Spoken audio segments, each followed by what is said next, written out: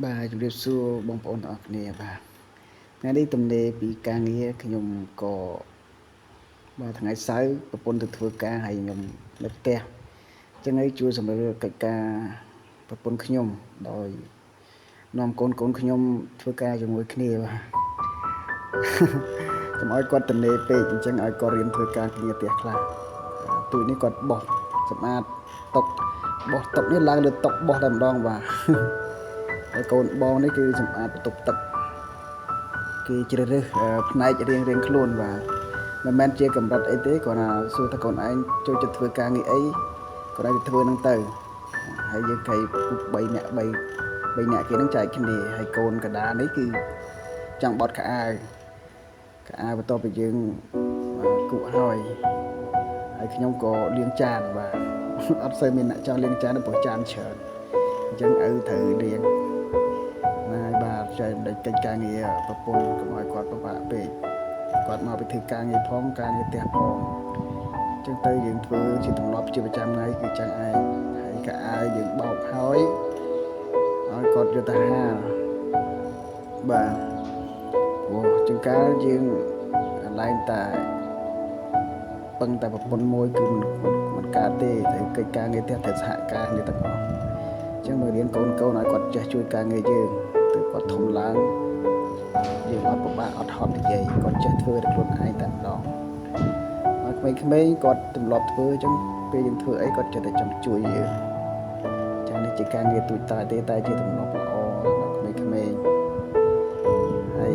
បាទនេះបរិយាកាសផ្ទះរបស់ខ្ញុំហើយស្ងប់ស្ងាត់បន្តិចដោយសារថ្ងៃសៅរ៍ទំនេរហើយចឹងកូនក៏ជួយការងាររហូតបាទសម្រាប់ផ្ទះចិត្ត1ម៉ោងជាងមិនហើយទូនេះក៏រៀនឲ្យគាត់ចេះរៀបសភៅទុកដាក់គាត់រៀនហើយត្រូវរៀបទុកដាក់ឲ្យស្រួលវិញបាទហើយយើងសម្អាតផ្ទះបាយសម្អាតបន្ទប់ទឹកសម្អាតបរិយាកាសក្នុងផ្ទះវារបបការនៅយើងធ្វើឲ្យស្អាតដើម្បីឲ្យយើងចូលមកមានអារម្មណ៍ថា feel like home refresh ហើយក្មេងៗក៏មានអារម្មណ៍ថាគាត់គេចចេញពីការកំសាន្តមើលទូរស័ព្ទអីចឹងផ្សេងទៅណាយើងឲ្យគាត់ទម្លាប់ធ្វើកិច្ចការងារផ្ទះអញ្ចឹងទៅគាត់ចេះជួយយើងអានេះគាត់មើល iPad អញ្ចឹងវាឲ្យគាត់មើលតែផ្លែតទេបងប្អូន1ម៉ោងឲ្យគាត់មើលយើងក៏មិនដាច់ចិត្តដែរហើយក៏ចំណាយពេលវេលាលេងហ្វាន់មួយគាត់ចូលមកបាក់មើលទូចនេះកំពុងតែបត់ជើងអញ្ចឹងបាទយើងមានពេលវេលាលេងមានពេលវេលាកម្សាន្តជាមួយគ្នាជាលក្ខណៈគ្រួសារដើម្បីដិតយករូបភាពទុកជាអនុស្សាវរីយ៍បាទការដែលកូនមើល iPad រាល់ថ្ងៃវាធ្វើឲ្យខូចភ្នែកវាធ្វើឲ្យឆាប់ខឹងដូច្នេះយើងធ្វើព្យាយាមលេងអីផ្សេងក្រៅពី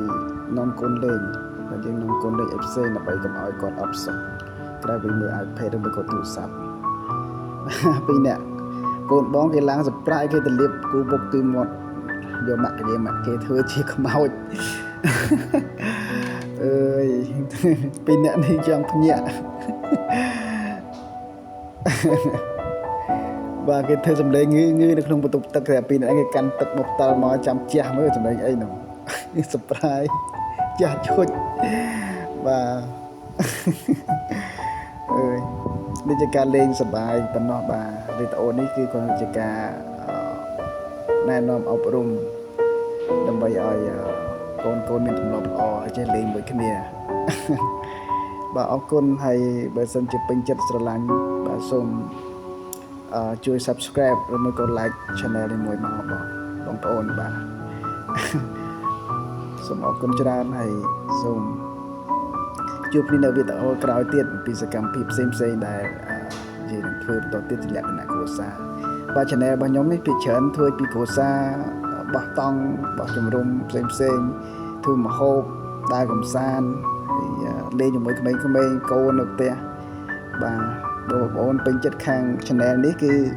ចូលមកអត់ខុសទេបាទគឺសកម្មភាពសុទ្ធសឹងតែជាប្លុកនៅក្នុងគ្រួសារបាទអរគុណច្រើនខ្ញុំមានតែប៉ុណ្្នឹង